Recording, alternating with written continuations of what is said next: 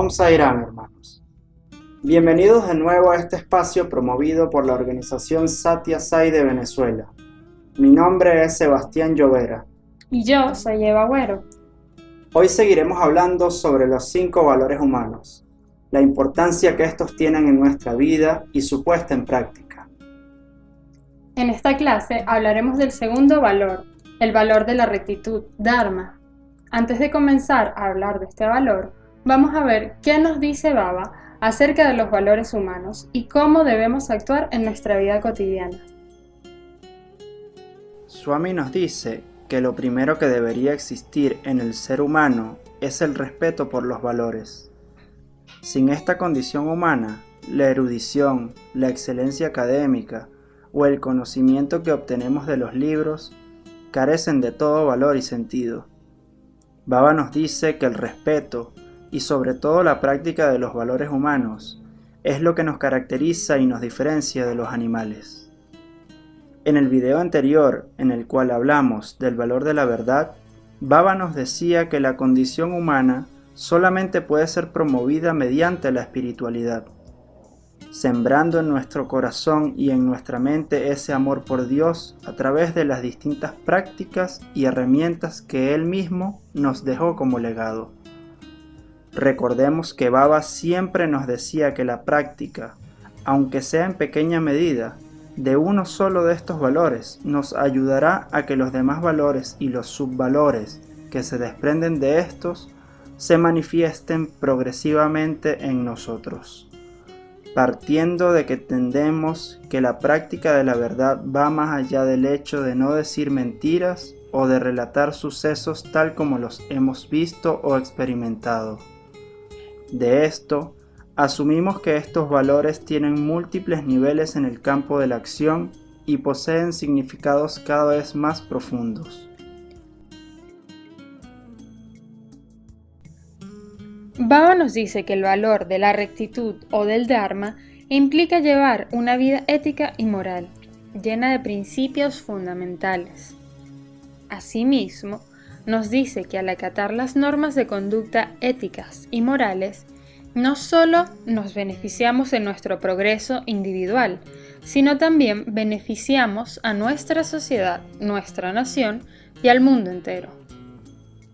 Este tipo de moralidad a la que Baba nos exhorta también se manifiesta en nosotros en el progreso espiritual que deseamos alcanzar como seguidores de las enseñanzas de Swami y los Vedas. Swami nos dice: el Dharma siempre protege al Dharma. La rectitud siempre protege a la rectitud. De esto podemos entender que, al ser Dios mismo la manifestación de la verdad y la rectitud, si actuamos bajo estos principios, podemos asegurar que el Señor siempre estará con nosotros. Baba también nos dice que el asiento de Dios se encuentra en nuestro corazón y que el lugar donde reside Dios es en el corazón del ser humano. Así, podemos entender aún mejor cuando Baba nos dice que la rectitud nace en el corazón. Al actuar bajo los principios de ética y moralidad, de nuestro corazón surgirán ideas puras y así nuestras acciones serán las correctas. Al actuar de esta manera, evitamos realizar acciones que puedan herir o dañar a otros, incluso a nosotros mismos. Es importante aclarar que dañar no solo involucra lastimar a alguien físicamente. Baba nos decía que habláramos dulcemente, ya que incluso a través de nuestras palabras podemos herir a los demás. Los valores humanos están muy entrelazados entre sí. Recordemos que es Dios mismo el creador y sustentador de estos valores. De allí la importancia que se le da a la espiritualidad en nuestra vida para poder convertirnos en mejores seres humanos. Baba nos dice que cuando nuestras palabras están de acuerdo con nuestros pensamientos, estos se convierten en verdad, y cuando la palabra se convierte en acción, ésta se transforma en Dharma, rectitud. Aquí recordamos la triple pureza mencionada en el video anterior. Esta concordancia que debemos tener entre el pensamiento, la palabra y la acción permite que surjan en nosotros los valores humanos. Al actuar con verdad y con rectitud, nos hacemos merecedores de ser llamados seres humanos, y la gracia divina se manifiesta en nuestras vidas. Un ejemplo de rectitud es el Señor Rama, la encarnación misma del Dharma. Baba nos dice que el Señor Ramachandra es el ejemplo perfecto de lo que debería ser el ser humano en cada una de sus facetas. Rama es considerado el hijo modelo, el hermano ejemplar, el esposo perfecto y el gobernante ideal. El señor Rama desempeñaba cada una de sus acciones con total rectitud, demostrando al mundo una conducta intachable. El señor Rama encarna en el Treta Yuga para dejarnos miles de ejemplos e ideales a seguir para alcanzar la divinidad. Baba siempre lo utilizaba como ejemplo en muchos de sus discursos para referirse a la rectitud. Swami nos dice que no seremos merecedores de ser llamados la personificación de la rectitud si no nos apegamos a ella, si no somos conscientes del poder del Dharma y de lo que podemos obtener a través de su práctica, para finalmente alcanzar la unidad con la divinidad. Baba nos dice, además, que una persona que no base su vida en la práctica de la rectitud, de la moralidad y la ética, es considerada una carga para la humanidad. El conocimiento védico nos habla que el nacimiento, como seres humanos, es uno de los más raros y privilegiados en la creación material. Aquí se nos revela lo importante que es nuestro nacimiento y la gracia que Dios nos ha otorgado. Solamente Dios sabe las múltiples encarnaciones que hemos atravesado para ser dignos de obtener este tipo de conocimiento, tan escaso en la era de Kali. Además de esto, también hemos tenido la gracia de conocer y aceptar al avatar de este yuga. En el video anterior, comentábamos que los valores humanos nunca desaparecen, solo han sido olvidados y han dejado de ser practicados. Debido a esto, la humanidad y el mundo se llenan de angustia y de conflictos de toda índole. Por esto, Baba nos exhorta a preservar el Dharma por encima de cualquier riqueza material. Al momento de llevar a cabo una acción o cuando un pensamiento se instale en nuestra mente, ¿cómo podemos determinar que éste se apega al Dharma? ¿Cómo saber si es justo, dármico o injusto, adármico?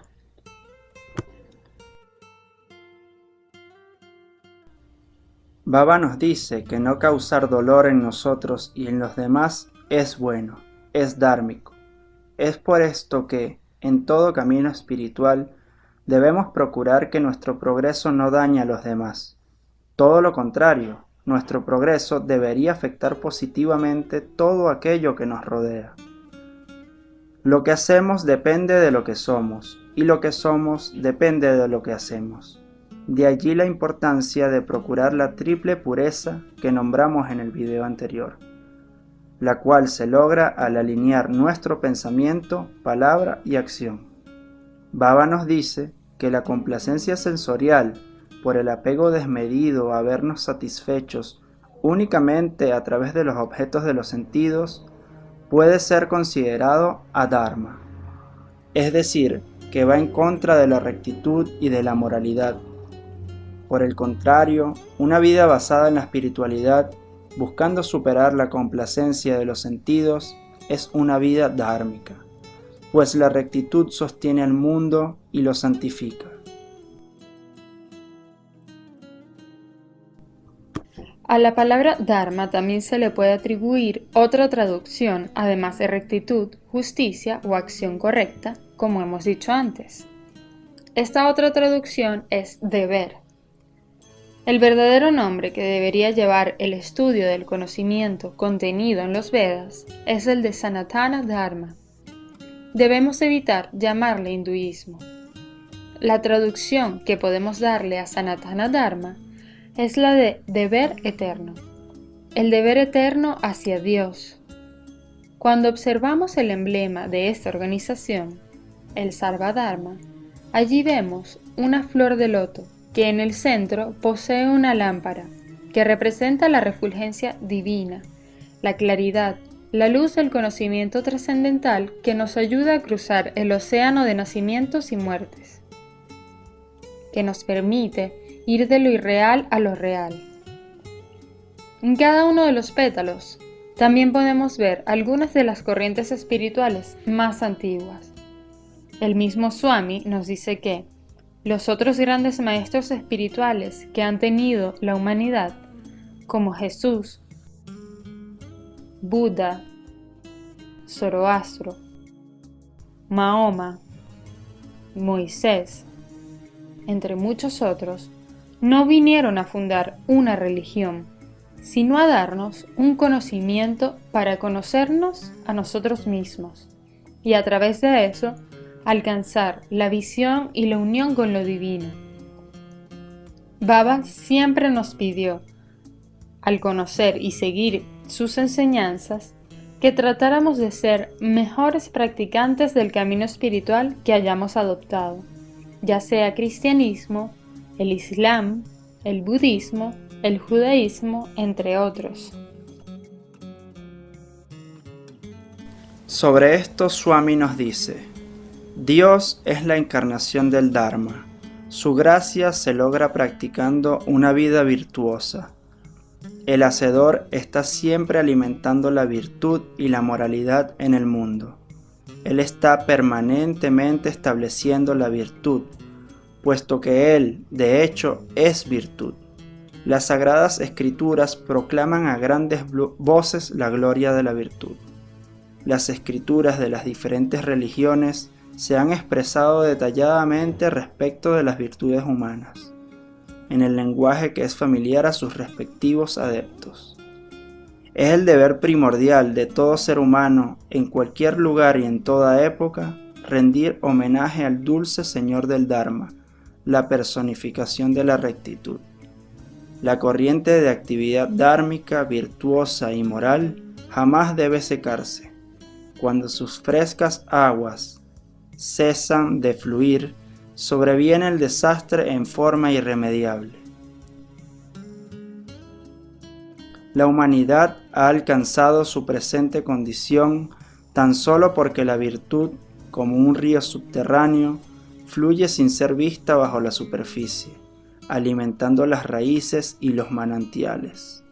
No solamente la humanidad, sino hasta bestias y aves tienen que atenerse a la virtud para poder ser felices y sobrevivir con alegría. En cuanto se habla de virtud, moralidad y deber, el hombre ordinario lo toma en algunos de los siguientes sentidos: dar limosna, dar alojamiento a los peregrinos, alimentar a los pobres, adherirse a las normas tradicionales de una profesión, poseer un carácter que respeta las leyes, discernir entre el bien y el mal, seguir los dictados de la propia naturaleza y los caprichos de la mente, la fruición de deseos y así sucesivamente. En todas las actividades mundanas deben cuidar de no herir los cánones del decoro y de la bondad. No deben contradecir a los impulsos de la voz interior y deben estar preparados en todo momento a respetar los dictados apropiados de la conciencia. Deben cuidar sus pasos para no obstruir el camino de los demás. Siempre deben estar alertas para descubrir la verdad oculta detrás de toda esta variedad resplandeciente. Podemos encontrar ejemplos de rectitud en los Pándavas, que, a pesar de todas las dificultades que enfrentaron en su vida, siempre se mantuvieron apegados a la verdad y a la rectitud. Además de todo esto, tuvieron la inmensa fortuna de tener de su lado al mismo Señor Krishna. De esta forma obtuvieron la victoria en el campo de batalla de Kurukshetra, donde eran superados en número por el ejército de los Kurus, En el Mahabharata conseguimos personalidades como Bhishma y Yudhishthira, el hermano mayor de los Pándavas, grandes ejemplos de virtud. Bhishma, desde muy joven, se caracterizó por su apego al Dharma y la palabra. En el Mahabharata, que fue narrado aproximadamente hace 5000 años, Bhishma o Yayatrata, como era llamado antes de que se le otorgara el nombre de Bhishma, que, como comentábamos en la clase anterior, significa aquel que toma un terrible voto y lo cumple, refiriéndose al voto de celibato que Bhishma asume para que su padre pudiera casarse de nuevo. Bhishma no solo renuncia a casarse, sino también a gobernar su reino únicamente con el fin de devolverle la alegría a su padre. Fueron muchas las pruebas que tuvo que superar para mantenerse firme en su convicción. Los reyes de otros reinos se burlaban de él por haber renunciado al trono. Muchas mujeres querían ser sus esposas y muchas personas le incitaban a romper su voto. Pero nada de esto afectaba la rectitud inquebrantable de Bhishma, quien es considerado el patriarca de los Kauravas. También tenemos otro grandioso ejemplo del apego a la rectitud, el mismo hijo del Dharma, Yudhishthira, hermano mayor de los Pándavas. Baba nos dice que era tal el apego por el Dharma de Yudhishthira o Dharmaraya, como también es conocido, que su carroza se movía unos centímetros por encima del suelo. Baba también nos dice que Yudhishthira únicamente dijo una sola mentira en toda su vida, y que al momento de decir esa mentira, su carroza comenzó a tocar el suelo. El apego por el Dharma de Yudhishthira llegó a ser tal que incluso salvó a sus hermanos de la muerte mientras se encontraban en el exilio. Una vez, mientras los Pándavas vivían en Dvaitavana, cuando solo les quedaban unos pocos meses de estancia, llegó un brahman, apelando a Yudhishthira. Le dijo que había entrado un ciervo en su choza y se había llevado el arani, que eran los palos que usaba para encender el fuego. El ritual diario era frotarlos y de esta forma hacer que el fuego prendiera. Ninguna casa debía quedarse sin él, ya que el fuego que brotaba de estos palos tenía que ser adorado cada día. Los Pándavas, al escuchar esto, salieron inmediatamente en persecución del ciervo. Lo siguieron hasta muy lejos, pero de pronto desapareció de su vista. No sabían qué hacer y Yudhishthira se sentía contraído porque no podía complacer al Brahman. Deprimidos y fatigados, con hambre y sed, se sentaron bajo la sombra de un gran árbol. Todos se sentían muy tristes. Sentados bajo la sombra de una higuera, trataron de encontrar la razón de aquella calamidad, ya que para ellos era una calamidad no poder satisfacer a un Brahman. Mientras estaban descansando, Yudhishthira le dice a Nakula: trepa a un árbol y mira alrededor. Mira si puedes encontrar un lugar con agua en los alrededores. Estamos casi muriéndonos de sed. Nakula hizo lo que le había dicho y dijo: puedo ver un lago cerca de aquí. Todos se pusieron contentos de oírle decir eso y Yudhishthira le dijo: hijo mío, ve rápidamente y tráenos agua para todos. Nakula se apresuró por llegar al lago y cuando llegó, las aguas parecían tan frescas y tentadoras que se acercó para beberlas. De pronto oyó una voz que le dijo: no debes beber las aguas de este lago, sin antes haberme contestado algunas preguntas. No puedes beber ni llevártela, si no respondes a mis preguntas. Nakula no prestó atención a aquella voz, que no sabía de dónde venía, pues estaba muy sediento.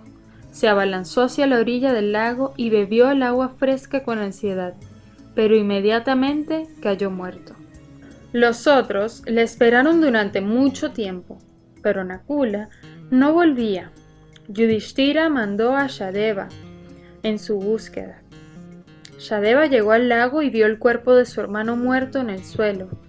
Se quedó atónito al verle, pero su sed era tan grande que corrió hacia el agua como lo había hecho Nakula. Oyó la misma voz, dándole la misma advertencia, pero hizo lo mismo que su hermano, no prestó atención a lo que se le decía, y bebió agua, sufriendo el mismo destino. Luego, Yudhishthira mandó a Arjuna y tras él a Bhima, pero ninguno de ellos volvió. Intrigado y receloso, Yudhishthira se dirigió hacia el lago. Llegó enseguida y se detuvo horrorizado ante lo que vieron sus ojos. Allí estaban todos sus hermanos, muertos. Yudhishthira se quedó estupefacto y decía para sí: ¿cómo ha ocurrido esto? Aquí no hay señales de lucha. No me puedo creer que hayan muerto sin defender sus vidas. Aquí hay algo extraño. ¿Qué puede haber causado esto? Sobrecogido por el dolor, Yudhishthira permaneció mirando los cuerpos de sus queridos hermanos. Sus rodillas no podían sostenerlo. No estaba llorando. La calamidad era demasiado grande para llorar. Sosteniendo su cabeza entre las manos, se sentó como una figura esculpida en piedra. Comenzó a tener un flujo incesante de pensamientos que le acosaba la mente. Sus ojos errantes se posaron sobre las frescas aguas del lago y su sed regresó. Tenía la garganta abrasada y seca. Caminó hacia la orilla del lago, dispuesto a beber las aguas, cuando fue detenido por una extraña voz. Se le dijo que no debería beber antes de contestar algunas preguntas. Yudhishthira se detuvo antes de beber y miró alrededor para localizar el origen de esta voz. La voz le dijo: «Vi a tus hermanos venir aquí, uno a uno. Les dije que no bebieran, pero no me escucharon. Yo soy el Yaksha, el propietario de este lago». La voz de Yudhishthira sonaba de forma diferente, ahogada por las lágrimas. ¿Qué Yaksha eres tú? ¿Eres uno de los Rudras? Mi señor, estoy aterrorizado y admirado de ti. Tengo curiosidad de conocer la identidad del que pudo hacerle esto a mis hermanos. Me asombra tu poder. Por favor, revélate ante mí. El Yaksha le dijo a Yudhishthira: me agrada tu humildad. Te pediré que contestes algunas preguntas sobre ética. Que así sea, dijo Yudhishthira, y comenzaron las preguntas y respuestas. ¿Qué hace que salga el sol? Yudhishthira le responde: Brahma hace que salga el sol. ¿Quiénes son los compañeros del sol? Sus compañeros son los dioses. ¿Quién hace que el sol se ponga? El Dharma hace que el sol se ponga. ¿En quién está establecido el sol? El sol está establecido en la verdad. ¿Qué le hace a alguien sabio? El estudio de los Shrutis le hace a uno sabio. ¿Cómo alcanza el hombre grandeza? Las austeridades ascéticas ayudan al hombre a alcanzar la grandeza. ¿Cómo es posible que un hombre tenga siempre un compañero? La firme inteligencia sirve al hombre de compañero. La inteligencia de la que hablas, ¿cómo se obtiene? Servir a los ancianos le hace uno rico en sabiduría. ¿Cómo es que los brahmanes se hallan en el rango de seres divinos? Se les considera divinos porque estudian los Vedas. ¿Qué es lo que les hace virtuosos? Su ascetismo les hace comportarse como lo hacen y así se vuelven virtuosos. Y así continuó el Yaksha preguntándole a Yudhishthira, y Yudhishthira humildemente le respondía. ¿Quién es un verdadero hombre?, le preguntaba. Los informes de las acciones de cada uno llegan al cielo y se extienden sobre la tierra. Mientras dure el informe de que una persona actúa en armonía, se le llama hombre. ¿De qué hombre se dice que posee todo tipo de riquezas? el hombre para el que lo agradable y lo desagradable, la felicidad y el sufrimiento, el pasado y el futuro son lo mismo, se le considera que posee todo tipo de riqueza. El yaksha le dijo: «Estoy inmensamente complacido con tus respuestas. Eres la persona más sabia y justa de este mundo. Eres grande. Nunca, en ningún momento, ni en ningún lugar, encontraré una persona como tú. Me siento muy feliz de conocerte». Al decir esto, el yaksha le concedió la vida de todos sus hermanos. En el momento en que dijo esto, todos los hermanos se levantaron como si salieran de un sueño profundo, dándose cuenta al tiempo de que se había disipado su sed, hambre y fatiga. Yudhishthira les abrazó a todos una y otra vez, y de sus ojos fluían lágrimas. Cayó a los pies del yaksha y le dijo: «Mi señor, quiero saber quién eres. Tú no eres un yaksha. Ningún yaksha puede conocer todos los matices del Dharma tan bien como tú. Debes ser un dios de las alturas. Quien quiera que seas, debes revelarte ante mí». El yaksha dejó su horrible forma y apareció resplandeciente en su forma natural. Sonrió a Yudhishthira y le dijo: «Yo soy Dharma, tu padre.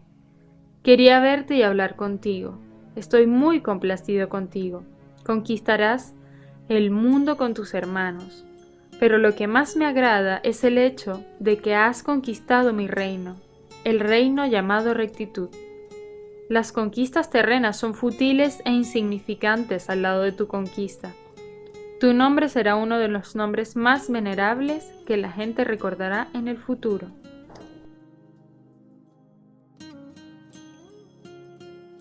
Al final de sus días, años después de la batalla de Kurukshetra y de haber gobernado por mucho tiempo el reino de Hastinapura, Yudhishthira y sus hermanos deciden abandonar esta ciudad, poco después de que el señor Krishna dejara el cuerpo.